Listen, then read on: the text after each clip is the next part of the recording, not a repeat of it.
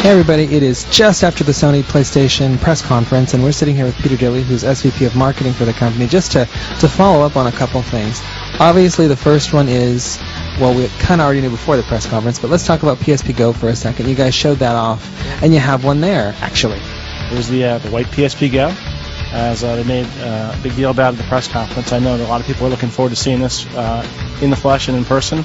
We couldn't be more excited about this new PSPGO. It's a great device for the people who want to carry their content with them, are completely comfortable with digital content, like your readers. We also talked about the advent of MediaGo, which is replacing Media Manager.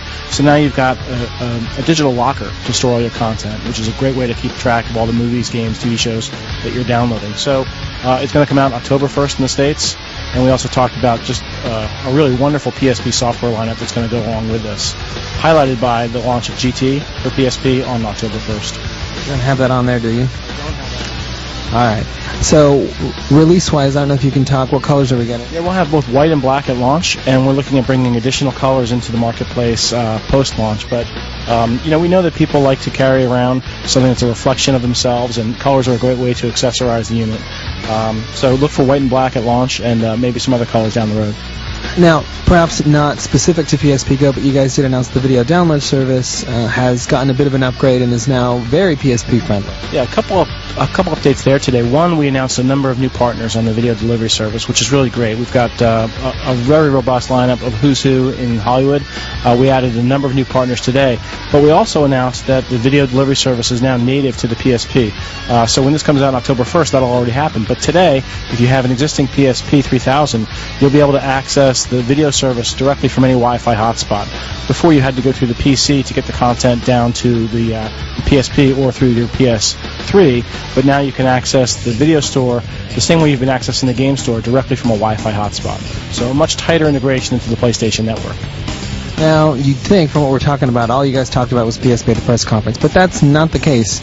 You guys talked a lot about your PlayStation 3 lineup, and you talked about stuff that was due this year and stuff coming next year. You also revealed some kind of very unique new titles, so you want to talk to us about those? Yeah, absolutely. I think this year we've got an unrivaled software lineup, which was really going to be a differentiator for the PlayStation 3 this year. It's really an embarrassment of riches, and we had a struggle to fit everything into what was almost a 2-hour press conference. But we started off the show here today with Uncharted 2, a fantastic sequel to a great game from Naughty Dog, and really didn't let up from there. So Uncharted 2, I guess you want to talk about some new IP as well. MAG is a game that's blowing people away. We demonstrated 256 players playing online from the stage here today. Never been done before. Only on PlayStation 3 can you see something like MAG. Mod Nation Racing, which is a game that really picks up where Little Big Planet left off with the play, create, share aspect of Little Big Planet.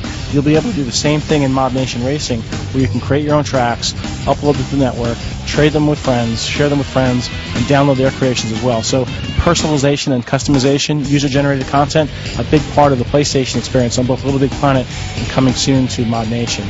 So one of the games that you guys closed the show with was just a tiny look at Last Guardian, which is, the internet knows as Trico, and most fans know as the third game from Fumito Ueda. But what can you tell us about it? Well, you're right. There's been a lot of speculation about what Ueda-san has been working on, and The Last Guardian is that game. It's a gorgeous game that really is only possible on PlayStation 3. I think we have a history at E3 at our press conference to give our PlayStation Nation fans a glimpse of not just the games they'll be playing this year. So it's not just about the God of Wars and the MAGs and Uncharted 2, but give them something a little bit further out. So Ueda-san is working on this game that really rounds out that trilogy. It's something that the gamers have been looking forward to. It was great to see the reaction in the auditorium here, with people just howling and cheering over that trailer. So stay tuned for that. We'll have a lot more on that soon. Now, besides showing the future of software for PlayStation 3, we've got a tech demo of new technology for the system that is apparently coming out in spring 2010. So tell us what you can about that motion controller. Sure. It's again, motion control is something that we know a lot about from going back to the iToy and the PlayStation camera. And I think what Rick Marks and Anton were showing off was a tech demo, a glimpse into how we'll be able to adapt that technology to a very precise control mechanism that uses a controller with a light sensing diode as well as a trigger. So the combination of those three means, from our perspective, we'll be able to do not just great casual games where you've got some movement, but also add to it the precision and intricacy of some different gameplay techniques that they started to show glimpses of just from a tech perspective. I think, though, that the real story is when the audience and the third-party community and our development studios start to adapt that technology into the games. Really, the imagination is the only limitation to what you'll be able to see.